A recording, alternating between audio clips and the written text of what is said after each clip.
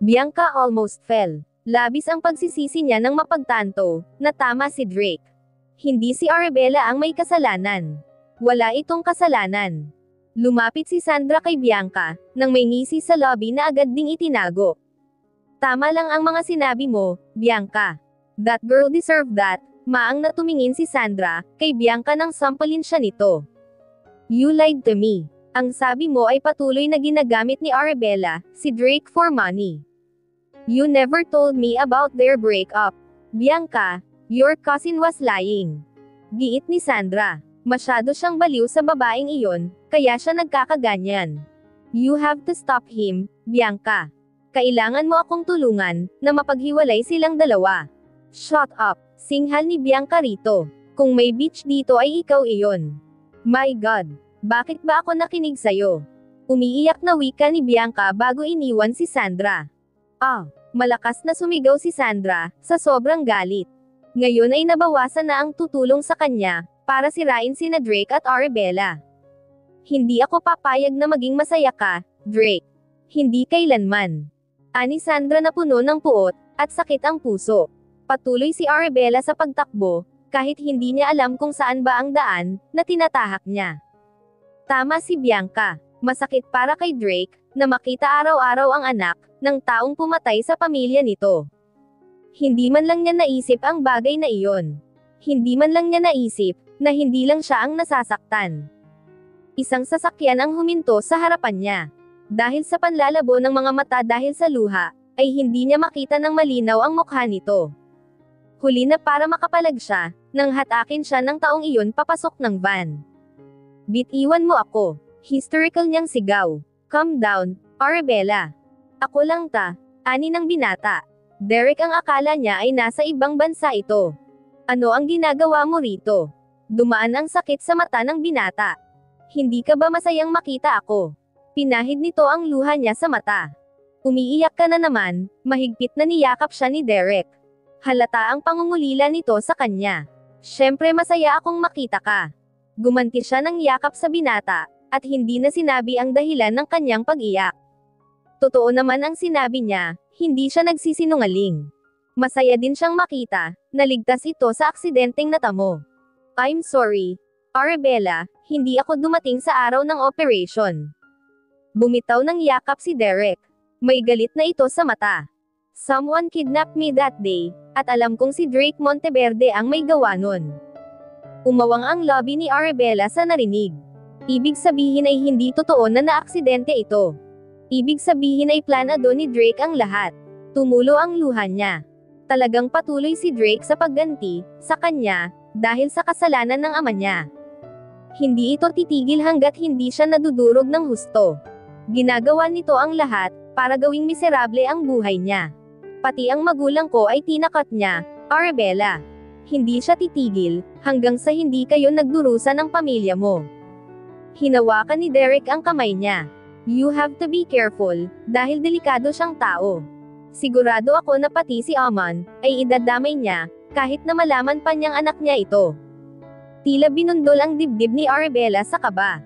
Naiintindihan niya ang nararamdaman ni Drake, pero hindi siya papayag, na idamay nito ang anak nila. Walang kasalanan si Amon sa kahit sino. Kaya kung kinakailangan na gawin niya ang lahat, para protektahan ang anak niya ay gagawin niya. Kung kinakailangan na siya ang samalo ng galit nito. Sige, tatanggapin niya. Hinawakan ni Derek ang kamay niya. We have to get married, Arabella.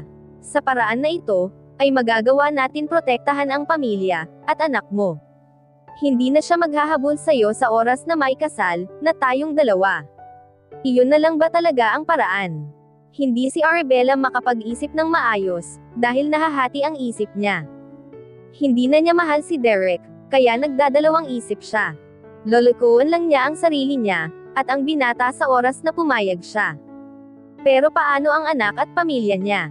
Paano kung hindi lang siya ang saktan pa ni Drake, dahil sa puot nito? Napapitlag siya nang hawakan siya ni Derek sa balikat. Hindi naman siya dating ganito, pero simula nang magkita ulit sila ni Drake, ay nag-iba na. Narito sila ngayon sa bagong kondo ni Derek. Wala daw ibang nakakaalam nito, maski ang mga tauhan ni Drake, kaya ligtas sila rito. Ligtas. Delikado nga ba talaga siya kay Drake? Bumuntong hininga siya. Hindi dapat niya iniisip si Drake ngayon. Dapat ang mahal niya sa buhay ang unahin niya. Derek. Mabilis na lumayo si Arabella rito, nang maramdaman ang paghalik nito sa balikat niya. Tumayo siya, at napasandal sa pader. Isang off-shoulder dress ang suot niya, kaya exposed ang kanyang balikat. I'm sorry, Arabella. Hindi lang ako sanay na ganito na tayo. Malungkot na sambit nito. Nagbago ka agad, sa maikling panahon na bumalik si Drake. Tama nga siya, kung hindi kami gagawa ng paraan ay tuluyan kang mawawala sa akin. Ano? Tanong ni Arabella, paano ay hindi niya masyadong narinig ang huli nitong mga sinabi. Umiling si Derek. Tumayo ito at yamakap sa kanya, habang nakasandal pa rin siya sa pader. Sobrang nakadikit ang katawan nito sa kanya, kaya nakaramdam siya ng pagkailang. Derek, itinulak niya ito. Uuwi na ako. Bumalatay ang lungkot sa mata nito. Love, wag mo akong iwan, please. Pinag-usapan na natin ito, di ba? Aniya, yes, I know that. Pero ngayong may naisip na akong paraan, hindi pa ba sapat iyon? Hindi ba't iyon lang naman ang kailangan natin? Ang sulasayon. Tama si Derek, pero iba na ang sitwasyon ngayon. Tell me, mahal mo pa rin ba siya? Hindi si Arabella nakasagot, kaya bumalatay ang sakit sa mukha nito. Kung gusto mong protektahan si Amon, kailangan mong layuan si Drake, Arabella.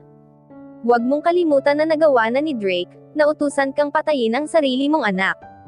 Nilapit ni Derek ang lobby sa tenga niya, at bumulong.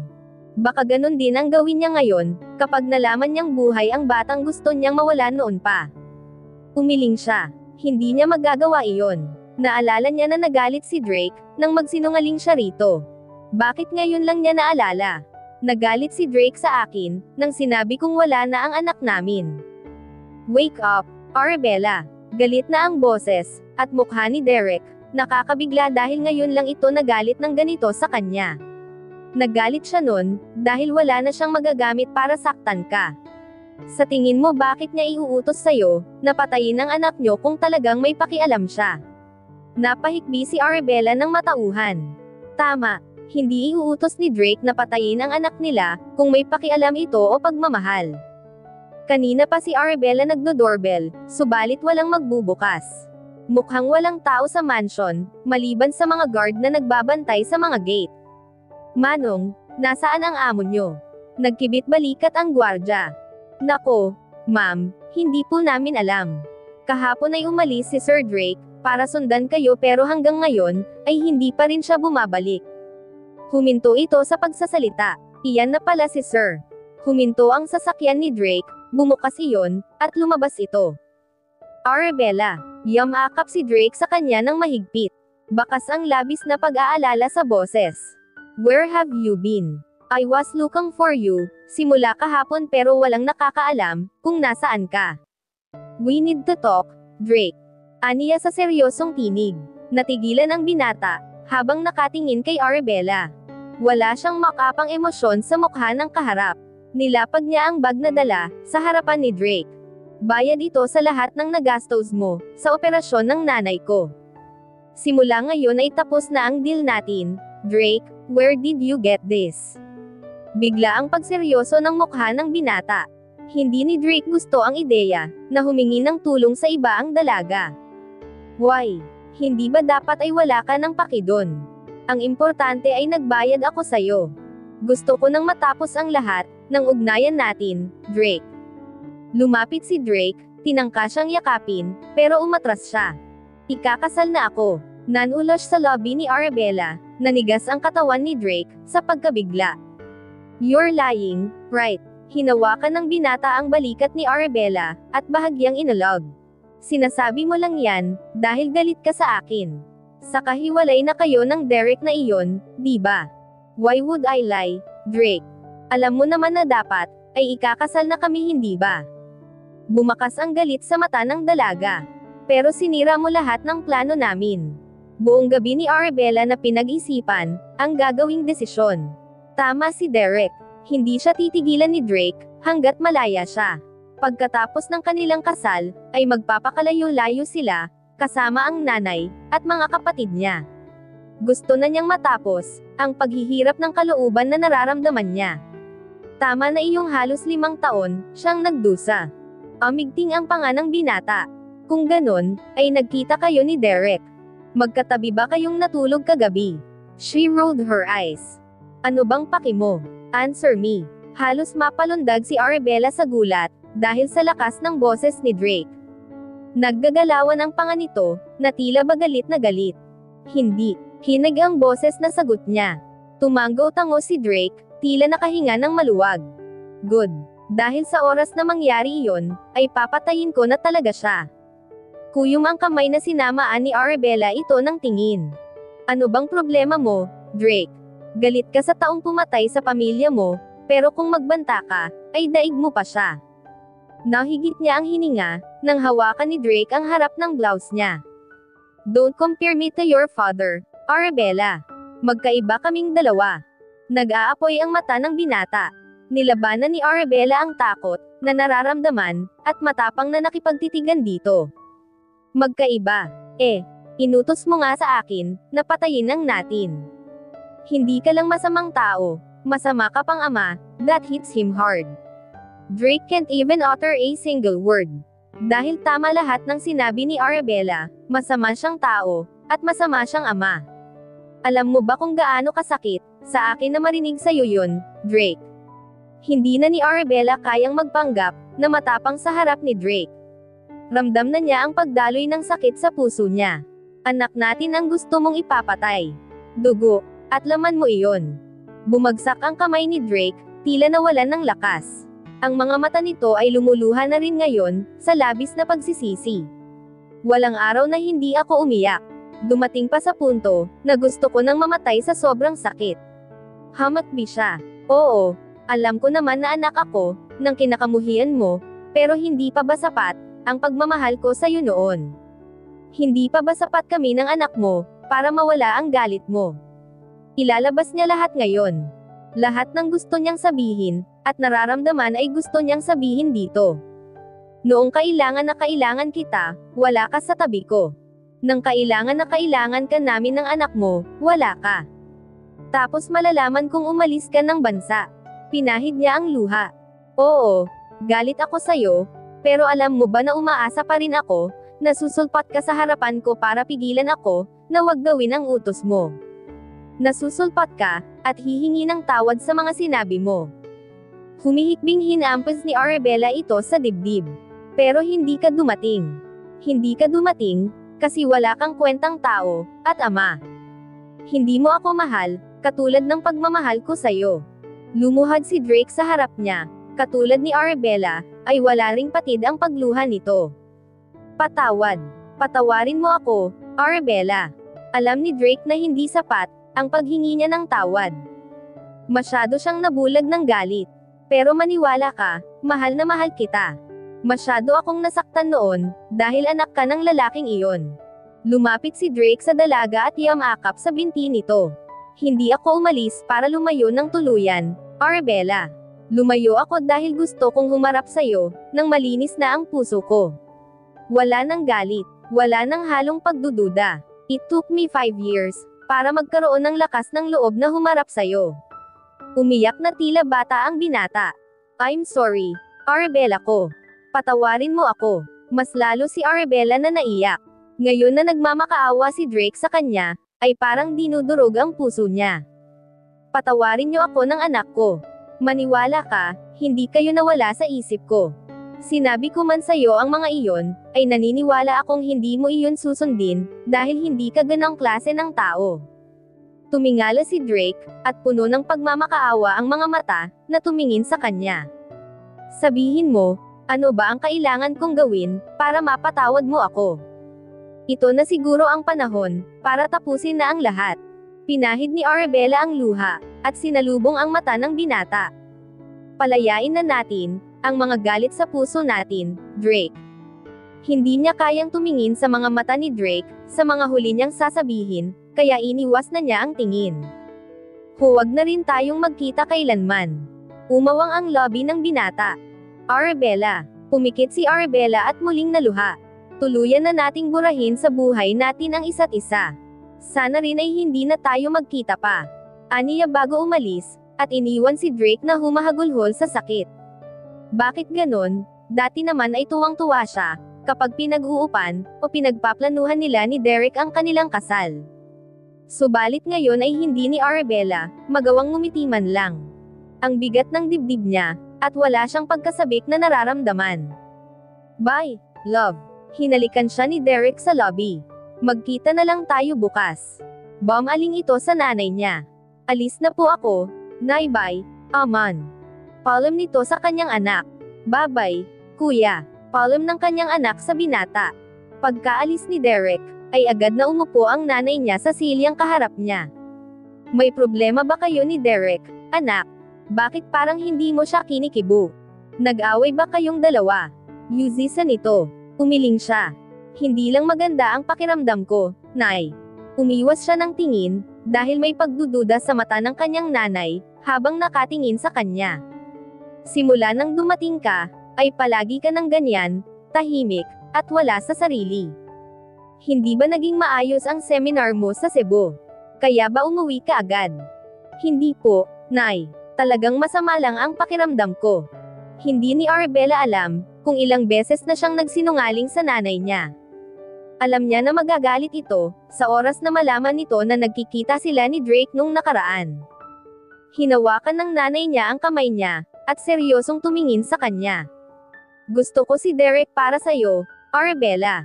Sana lang ay hindi mo iniisip na huwag ituloy, ang pagpapakasal sa kanya.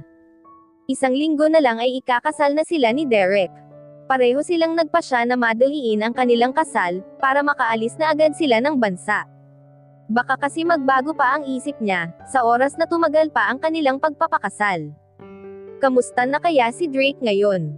Umalis na naman kaya ito ng bansa? Ano ka ba naman, Arabella? Huwag mo na isipin ang lalaking iyon. Ginulo niya ang buhok, at muling nahiga. 2 linggo na, simula nang huli silang nagkita. Hindi na siya ginugulo ni Drake, na siyang kinatutuwa niya. Talaga ba, Arabella? Halos araw-araw mo siyang naiisip. Kastigo ng utak niya. Inis na nagpapadyak siya ng paa, at nagpagulong-gulong sa kama. Ate, umayos siya ng higa, nang marinig ang boses ni Aman. Lumapit sa kanya ang anak, at nahiga sa tabi niya. Ate, for you, daw po. Kanino ito galing, Aman? Tanong niya matapos tanggapin ang isang rosas. Teklat, ate, agad na tumawa ito nang kilitiin niya sa tiyan. Anong teklet? Secret iyon, Aman. Aniya, habang patuloy sa pagkiliti rito. Ate, sabi niya patawad daw po. Tumayo ang anak niya. Patawad daw po kasi telfish ang love niya sa'yo. Telfish. Selfish ba yun? Sino naman ang nagsabi niyan sa'yo? Aman. Tawag niya nang tumakbo na ito palabas ng kanyang kwarto. Tiningnan niya ang hawak na rosas. Selfish na love. Sino naman ang magpapabigay nito sa kanya? Teka, hindi kaya ang lalaki na palaging nagbibigay dito ng tsokolate? Napangiti na lang siya.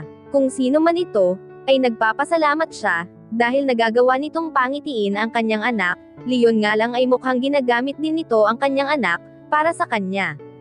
Habang namimili sila ni Amo, ay ramdam ni Arabella na tila may nakamasid sa kanila. Nagpalingaling nga siya, subalit wala naman siyang nakita. Bumuntong hininga siya. Sino naman ang magmamasid sa kanya? Si Drake. Imposible na mangyari iyon, dahil tiyak na nasa ibang bansa na ito ngayon. Tumigil siya sa paghakbang, nang makita si Bianca, halata na nabigla ito nang makita siya. Hinawakan niya si Aman, at inilagay sa kanyang likuran, nang lumapit ito sa kanila. Hindi katulad ng huli silang magkita, na galit ang mata nito sa kanya, ngayon ay puno ng paghingi ng tawad ang mga iyon. Pwede ba tayong mag-usap, Arabella? Sumilip ang ulo ni Aman, para silipin si Bianca. Ngumiti si Bianca kay Aman, ang paslit naman ay agad din na bumalik sa pagtago. Wala na tayong dapat pag-usapan. Aniya baguhin nila si Aman paalis ng store. Baka saktan siya nito, sa harapan ng kanyang anak. Hindi niya hahayaan na mangyari iyon. Saka bakit parang hindi na ito galit? Samantalang kulang na lang, ay tanggalin nito ang anit niya, nang huli silang magkita. Malungkot na sinundan ni Bianca ng tingin ang nagmamadaling umalis na si Arabella. Hindi niya ito masisisi, kung ayaw nitong makipag-usap sa kanya, dahil kasalanan naman niya. Kung hindi lamang siya nagpadala, sa mga kasinungalingan ni Sandra. Matuli na lumipas ang mga araw. Ngayon ay kasal na nila ni Derek. Madalian ang kasal nila, kaya pili lang ang bisita na dadalo. Ikakasal na talaga siya ngayong araw. Pero bakit ganun, maski ngayong araw na ng kanilang kasal, ay wala pa rin siyang makapang kasiyahan sa puso niya. Tumingin si Arabella sa nanay niya, nang nakangiting pinasadahan nito ang kanyang suot. Bakas ang labis na tuwa sa mukha nito. Napakaganda mo, anak. Masaya ako dahil nakatagpo ka ng lalaking katulad ni Derek. Hinawakan nito ang kanyang kamay. Hindi mo kailangan na magdalawang isip, anak. Si Derek ay tinanggap ka, sa kabila ng pagkakaroon mo ng anak sa pagkadalaga. Bihira ang lalaking tulad niya, kaya wag mo na siyang papakawalan pa. Hindi niya magawang tumango. O siya, mauuna na kami ng mga kapatid mo, at ni Aman. Nanatili si Arabella na tahimik. Alam niya na ito ang tama, pero hindi iyon ang sinasabi ng puso niya. Matapos ayusan ng makeup artist na binayaran pa ni Derek, na mag-ayos sa kanya ay inalalayan na siyang sumakay ng bridal car ng mga ito. Sa loob ng sasakyan, ay panay ang buntong hininga ni Arabella. Nangunot ang noo niya nang huminto ang sinasakyan nila. Manong, bakit kayo huminto? May sira ho ba ang sasakyan? Malakas na tanong niya, subalit wala siyang nakuhang sagot mula rito. Hindi na siya nagtanong pa, nang makitang bumalik ang driver sa loob ng sasakyan. Binaling na lang niya ang mata sa cellphone, na hawak ng tumunog ito. You're mine, babe. You can't marry another man, when I'm still alive. Nangunot ang noo niya. Sino ang siraulong magpapadala ng mensaheng ganito sa kanya? Wait, babe daw. Hindi kaya. Nakaramdam siya ng pagkahilo. Nang mag-angat siya ng tingin, ay nakita niyang may ini-spray sa harapan niya, ang lalaki na hindi niya maaninag ang mukha. Before she falls asleep, she heard him said, I'm sorry, babe. But like I told you before, sa akin ka lang magpapakasal, at hindi sa iba. Masakit ang ulo ni Arabella, at medyo hilo pa nang magmulat siya ng mata. Agad na bumangon siya, at nilaybot ng tingin ang paligid, nanlaki ang mata niya. Nasaan ako? Anong lugar ito? Bumaba siya ng kama, saka lang niya napagtanto, na iba na ang suot niya, isang malaking shirt na iyon, at hindi ang wedding gown, na para sana sa kasal nila ni Derek. Tama, kasal nila ni Derek ngayon, kaya bakit narito siya? Ang huli niyang naitandaan, ay nasa loob siya ng bridal car. Dahil hindi naman nakalock ang kwarto, ay nakalabas siya. Mukhang ancestral house ang bahay, na kinaroroonan niya ngayon, base sa structure nito. Lumapit siya sa bintana, at napawaw sa nakita. Maraming ibon at iba't ibang kulay ng paro-paro sa paligid. Nang ilibot niya ang tingin, ay saka lang niya napansin na puro naglalakihang puno, ang nakapalibot sa kinaroroonan niyang bahay. Bigla siyang pinagpawisan nang may ma-realized siya. Bakit nga pala nakalimot siya, na hindi siya narito dahil sa kagustuhan niya? Narito siya dahil nakidnap siya. Nahigit niya ang hininga, nang pagharap niya, ay nasa harapan na niya si Drake. Drake, yes, babe, the one and only. Mayabang na sabi nito. Ibig sabihin ay ito ang kumidnap sa kanya. Ano na naman ba ito, ha? Hindi ba may usapan na tayo? Hindi may pinta ang mukha ni Arabella. Kung ganun ay patuloy pa rin ito, sa pagganti sa kanya. Sa pamilya niya. Kumuyam ang kamay niya. Oo, at hindi siya masaya sa pagpapakasal niya kay Derek, pero hindi naman ibig sabihin nun, ay gusto niyang makasama ang isang ito. Uuwi na ako. Aniya, go ahead. Tumatawa pa na sabi ng loko. Umirap siya. Akala siguro nito, ay nagbibiro siya. Nang makita ang pinto, ay nagmamadali siyang lumabas ng bahay. Habang hinahanap ang daan palabas ng gubat, ay hindi niya maiwasan na mamangha sa paligid. Malinis ang simoy ng hangin, na nalalanghap niya. Masarap pakinggan ang huni ng mga ibon. Tumigil siya sa paghakbang, nang mapansin na dumidilim na ang langit. Ang tiyan niya din ay sunod-sunod ang pagtunog dahil sa gutom. Ngayon lang niya napansin, na paggabi na pala. Pero hanggang ngayon, ay hindi pa rin niya makita ang daan palabas ng gubat. Lukot ang mukha na bumalik siya sa bahay, at mas lalo lang nalukot ang mukha niya, nang makita ang binata na nakaabang sa kanya, habang may nakapaskil na tagumpay ng ngiti sa lobby. Kain na tayo, babe. Alam kong gutom ka na. Namewang siya. Hindi ako gutom, no. Malakas na tumunog ang tiyan niya. Mahinang natawa si Drake. Tiyan mo na mismo ang nagsasabing gutom ka, babe. Come on, let's eat. Pumikit siya para pigilin ang inis.